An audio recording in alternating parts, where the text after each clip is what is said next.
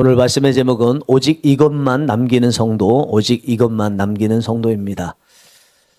바울은 사울을 피해서 도망하는 중에 엔게디 사막으로 갔습니다. 그곳에 어느 동굴에 들어갔는데 그 소식을 듣고 사울이 다윗을 죽이기 위해서 엔게디까지 왔습니다. 그런데 갑자기 변이 마려워서 동굴 안으로 들어왔습니다. 동굴 안에 있던 다윗의 부하들은 이때가 바로 하나님께서 말씀하신 사울을 죽일 때라고 여기고 죽이자고 말을 합니다. 그러나 다윗은 일단 사울 왕의 옷을 뱁니다. 그리고 순간 마음의 찔림을 받고 하나님께서 기름 부으신 왕이기 때문에 너희들은 그를 죽이지 말라 이렇게 말을 합니다.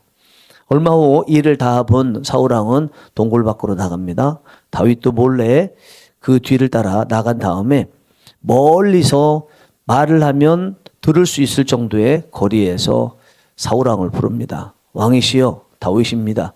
그리고 엎드리는 것이 오늘 본문 앞의 내용입니다. 이렇게 엎드리면서 다윗은 사울 왕에게 왕이시여 내가 왕을 죽이려고 한다는 이 헛소문만을 믿고 왜 자꾸 나를 죽이려 하시나이까? 나는 왕을 죽일 마음이 없습니다. 만약에 왕을 죽일 마음이 정말 있었다면 왕께서 동굴에 계실 때 저도 그 자리에 있었는데 그때 죽일 수 있었지만 안 죽였습니다. 증거로서 여기 왕의 옷자락을 보시기 바랍니다. 이렇게 말을 하니까 사울 왕이 깜짝 놀랍니다. 네가 나는 너를 죽이려고 했으나 나를 선대했구나.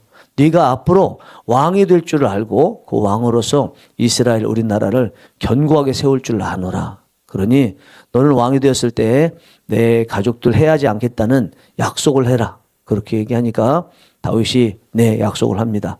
그 약속을 받고 사울이 일종의 다윗을 축복을 하면서 이제 다윗 쫓기를 그만두고 자기 진영으로 돌아가게 됩니다.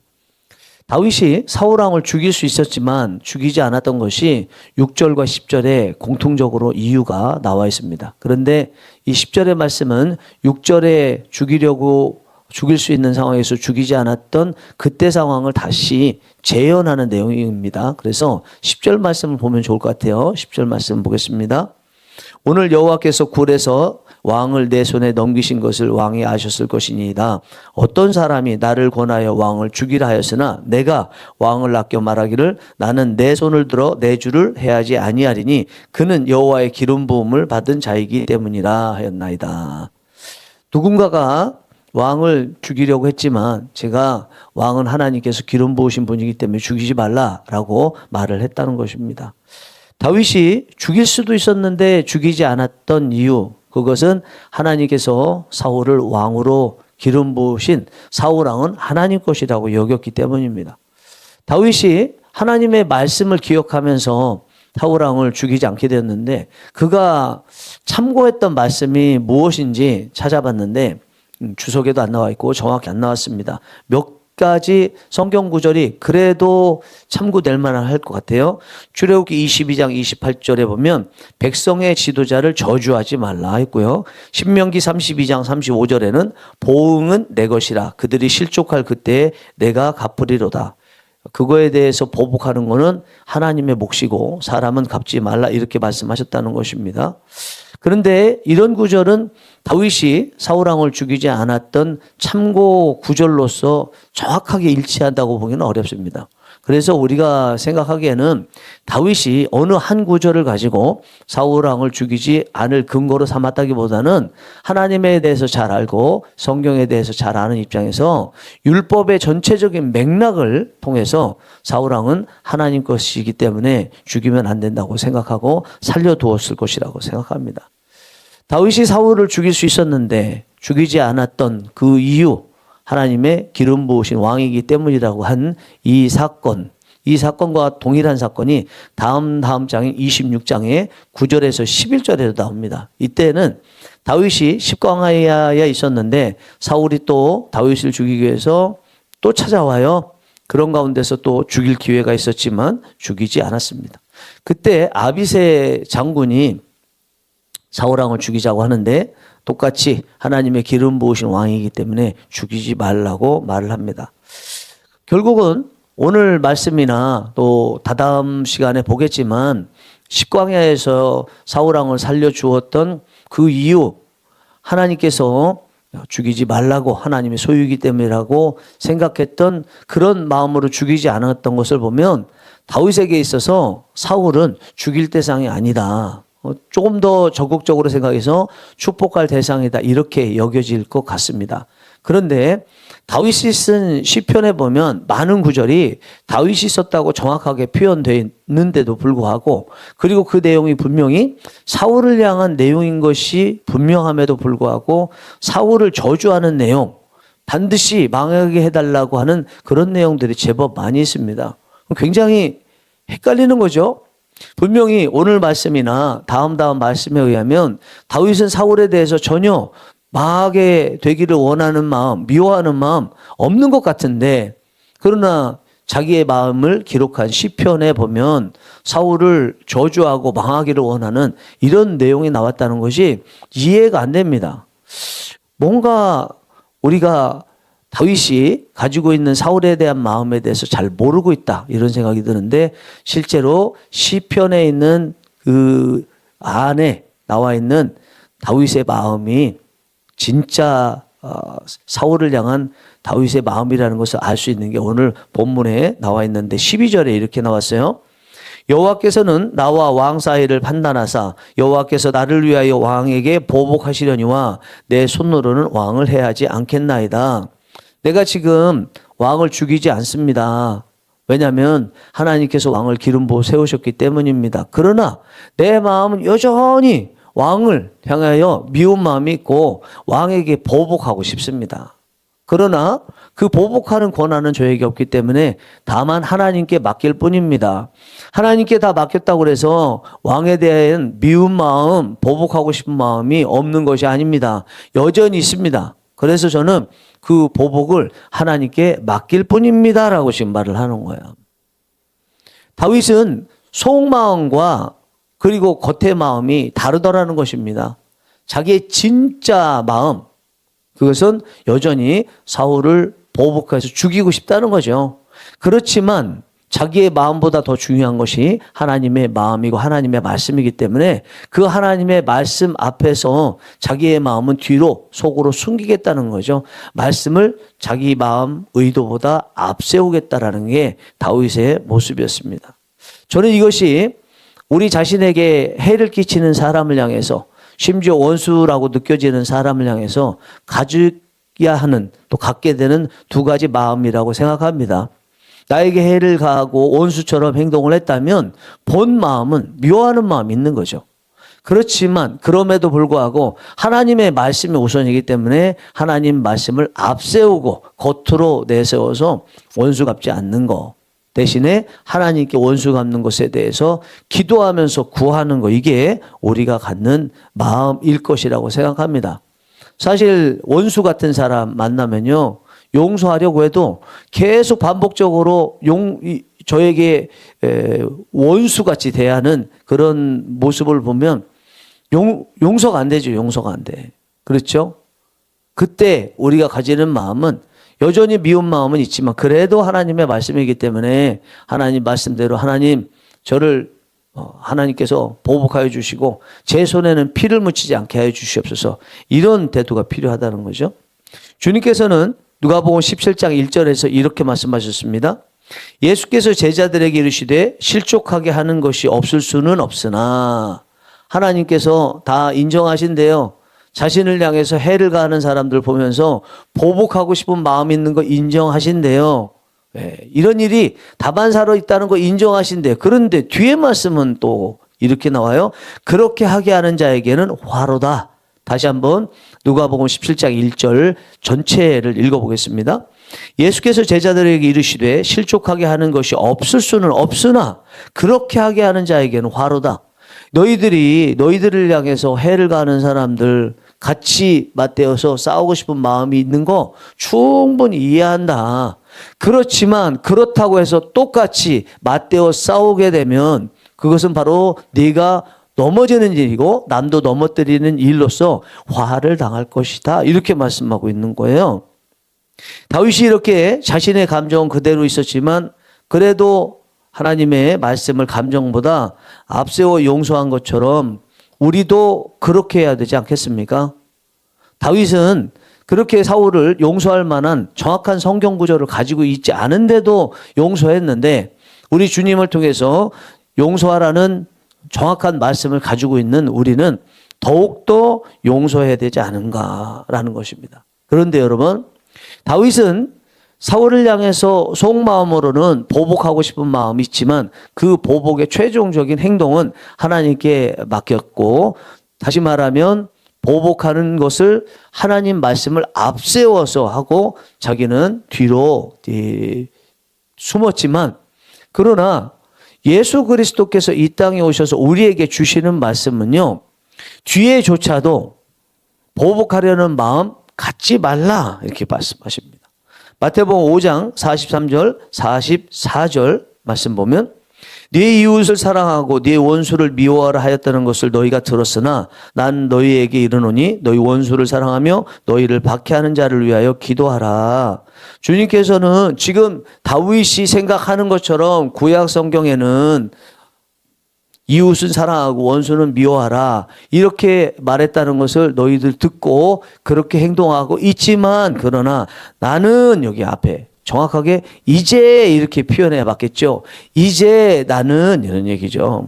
구약 성경에는 그랬지만 이제 신약성 시대를 여는 나는 이렇게 말씀하는 거죠.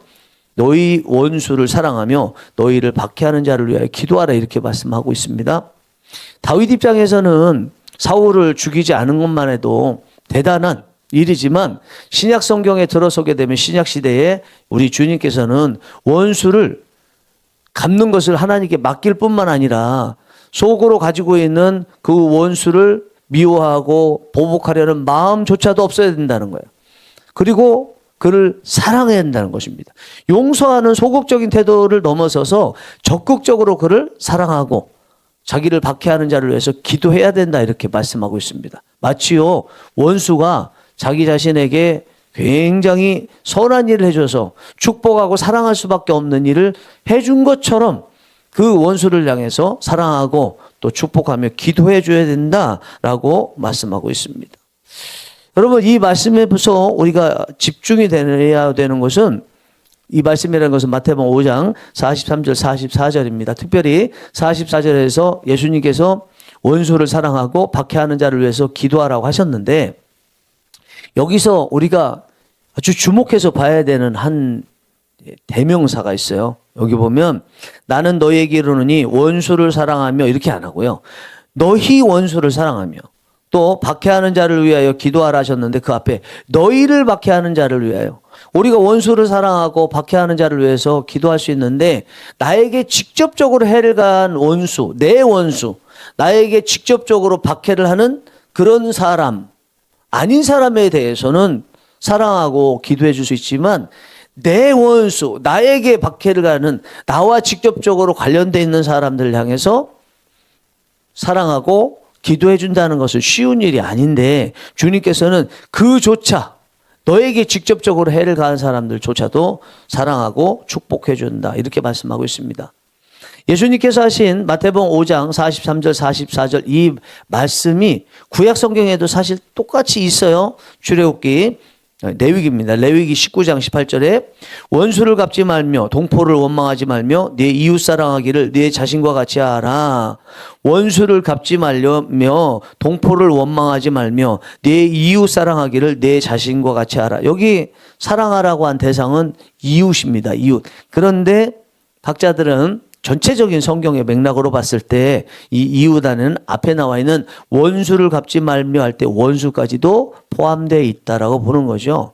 그러니까 신약시대에 예수님께서 하나님으로서 이 땅에 오셔서 원수도 사랑하라고 말씀하셨는데 그 하나님이 어제나 오늘이나 영원토록 같은 분이셨잖아요. 그러면 신약시대의 하나님과 구약시대의 하나님이 다를 수가 없는 거죠.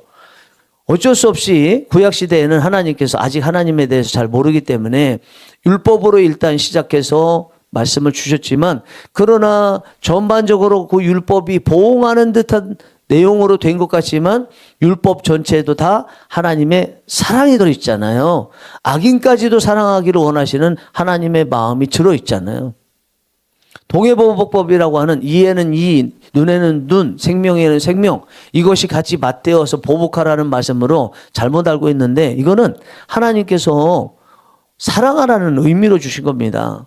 만약에 내가 한 대 맞으면 한 대로만 보복하나요? 두 대, 세 대 더 때리고 싶잖아요.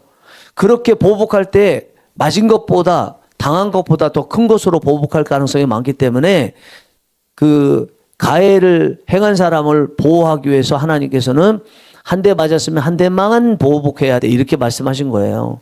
한 대 맞았으니까 너도 한 대 때려가 아니라 너 한 대 맞았지? 두 대, 세 대 되돌려주고 싶지? 그러면 안 되는 거야. 한 대만 돌려줘.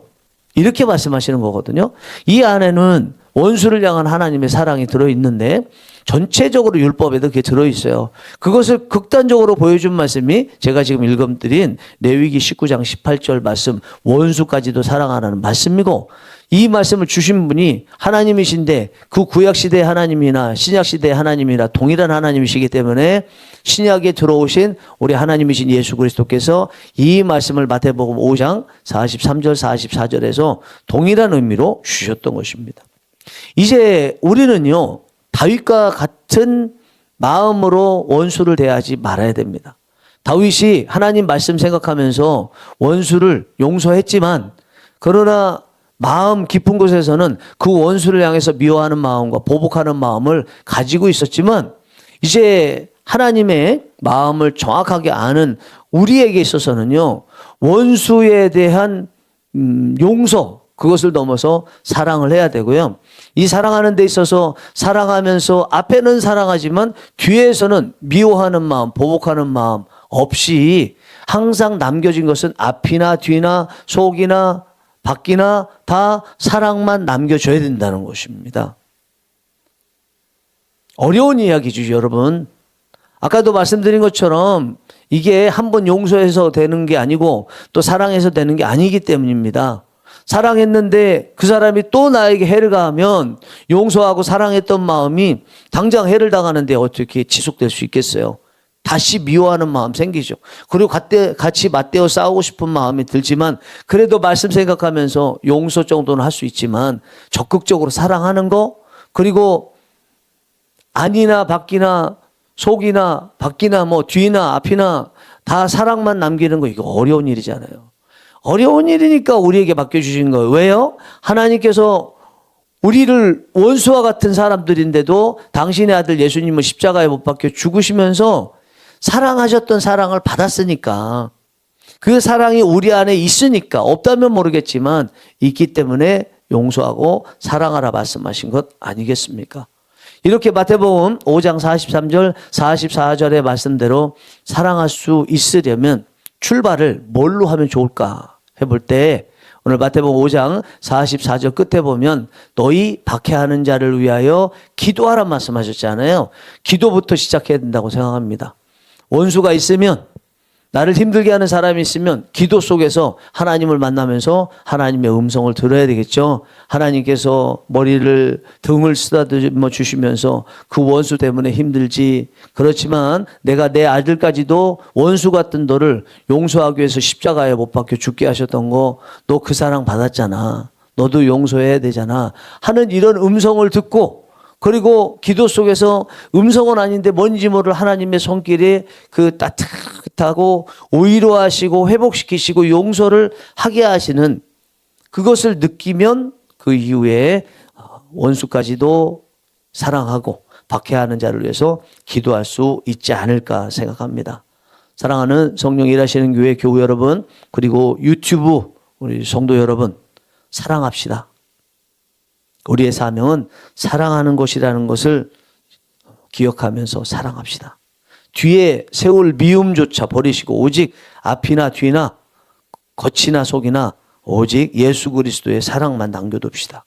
이 새벽이 예수 그리스도의 사랑을 다시 안에 있던 것을 끄집어내는 시간, 어떤 미움도 그 사랑으로 다 녹이고 사랑할 수 있는 복된 시간이 되기를 간절히 바랍니다. 기도하시겠습니다.